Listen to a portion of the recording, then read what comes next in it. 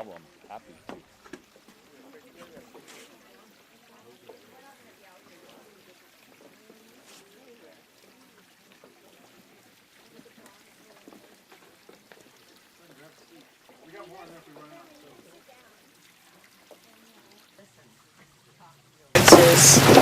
He was not if you all know, he was quite an introverted person. He was not an outgoing person, but I know that he just loved and respected everybody, and we just had all these wonderful memories. And I think I forget something here. I'm just going to kind of briefly tell you how we met and things we did together. And we met in 1956 when I was over, am I talking loud enough now? Okay. Over in Sweden, working with a research lab, and met him on a skiing trip at the end of a year when I planned to go back to the United States, to South America. But I met Gosta at the ski resort in Stuvia. We skied and danced, and he was a wonderful dancer. Waltz.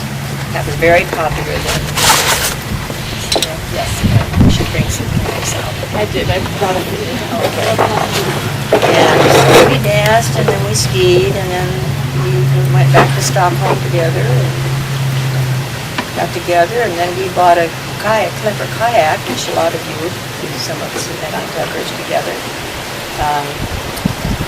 1959 in the spring or something, and we're out all the time, and thought, well, I guess we better get married, because how do you split up a double kayak? Yeah, so we got married and took a trip down to France, and 2 weeks, I think it was, and that's where Ben became a child. We had a tent. It was in a wilderness area of France, southern France. So we just, all the hikes and the things that we've done together were incredible. And our kayak trips here, we took a kayak trip when Rick, I think, was 10.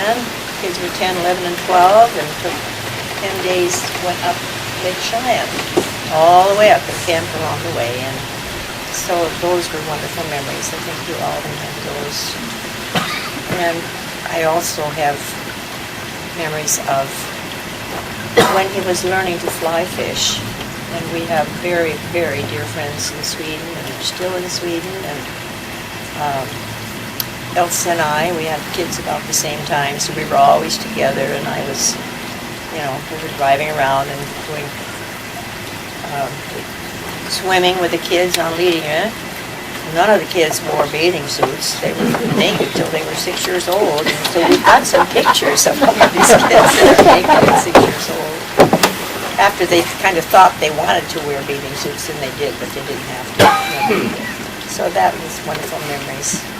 Elsa and I, her husband Ingmar and Gosta were going to learn how to fly fish. So they went up to a little lake, and we weren't supposed to go along, but we had driven up there, and she and I were walking, and they're throwing the fishing pole, back, and they're catching the thing in the tree, and they couldn't get it loose. And I think one of you kids has a story about another time in the video, the one who got the thing in his nose. Oh yeah. But that's what we want to do, is just have a memory, a celebration of life for him. Sure, he's up there looking down on all the wonderful people and all the wonderful experiences he had with his glider people and his good friends he went fishing with and boating with, and some other friends here brought was it a 6-week trip we had, or not we, Rick, and he's got some very good pictures of you, Rick, he says. Gosta and Roger and Rick and a friend of theirs went up to Yukon for 6 weeks and did all kinds of things, fishing and kayaking. Stuff you don't want to know about. I'm sure. But he's got an album, so maybe we can look there. We've got album what is that thing on TV? I don't know anything about TV, as you know. A slideshow, but I thought it was a little bit more, but he was very much into that.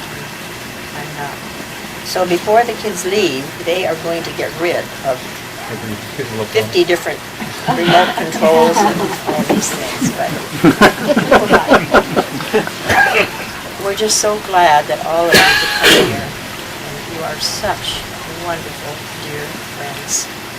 And I think at the end, well, he was not, as you know, religious, so we did not want a funeral or anything like that. Today? No, he was cremated yesterday, and we're going to keep his ashes. And because he liked, I think he went up with some of you, Lake Holchuck and all that whole enchantments area up here where you guys live. In the spring or the summer, we're going to take his ashes up there and scatter them. I think that's what he would like, because he loved, like many, many, many times, on his own, for 4 days, 3 days, whatever, just going fishing.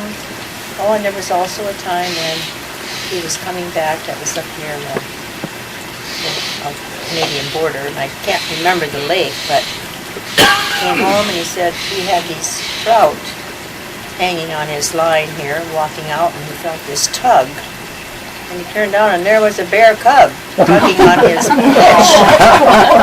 And he got the fish, and then he looked around, and there's the mama bear. Uh-oh, what do I do now? So he backed off and just stood there, and the baby bear, the cub, ran up to mommy, but he got the fish, and just came out alive. Again, I just want to thank you all so much for coming here and being such dear, dear friends. I hope we all think of him there, looking down on us. And now I'll let one of them, who wants to do first?